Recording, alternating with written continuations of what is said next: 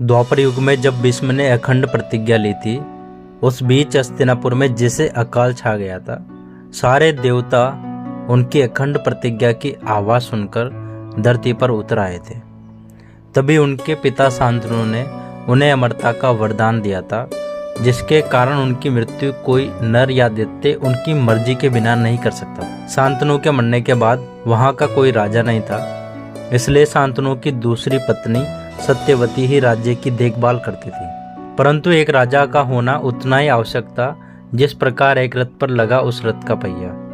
तभी सत्यवती अपने दोनों संतानों में से एक को राजा घोषित करने जा ही रही होती है। उसी के कुछ पल बाद एक संतान की मृत्यु एक युद्ध में हो जाती है और अब उनकी दूसरी संतान ही उनकी आखिरी उम्मीद होती है, जो कि अपनी संपत्ति के कारण मदिरा का पान करने लगता है। तभी जब उसका राज्य अभिषेक होने जा ही रहा होता है, तभी मदिरा का नशा उस पर इतना हावी हो जाता है कि वो महल की सीढ़ियों से नीचे गिर जाता है, जिसके कारण उसकी मृत्यु हो जाती है।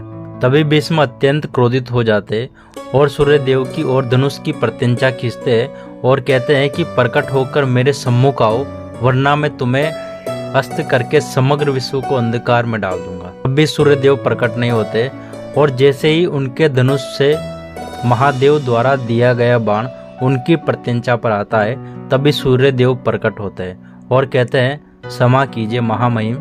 तभी क्रोध में भीष्म कहते हैं कि मेरे भाई के प्राण लौटा दे, अतः अपने विनाश के लिए तैयार हो जाइए। तभी सूर्यदेव कहते हैं, यमलोक में कदम भी नहीं रख सकता तो आवाज किस प्रकार पहुंचेगी। तभी भीष्म कहते हैं, आपकी आवाज नहीं पहुंच सकती तो क्या हुआ, अतः मेरे बाण तो वहां पहुंच ही सकते हैं।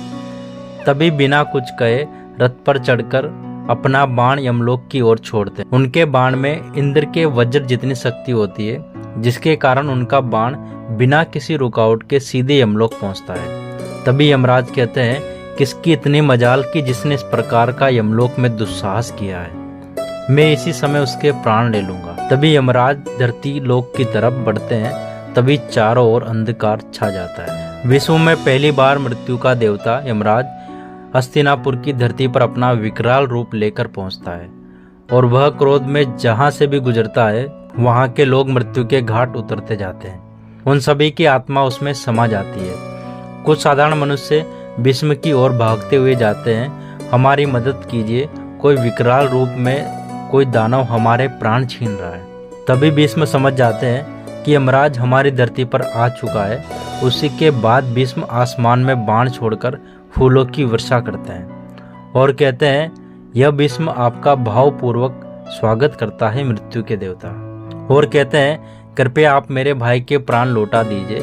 तभी यमराज अपने पास से उनकी माता सत्यवती के भी प्राण ले लेता है। तभी वह भीष्म के हाथों में गिर जाती है। तभी भीष्म का क्रोध इतना अधिक बढ़ जाता है कि वह धनुष निकाल लेते और कहते हैं, बिना किसी कारण मेरी माता के प्राण लेने की इच्छा स्वयं नारायण में भी नहीं थी।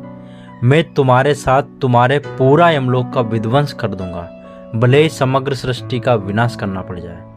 तभी भीष्म अपने धनुष से नारायण अस्त्र को याद करते हैं। तभी इसके आगे की कहानी अगली वीडियो में बताएंगे।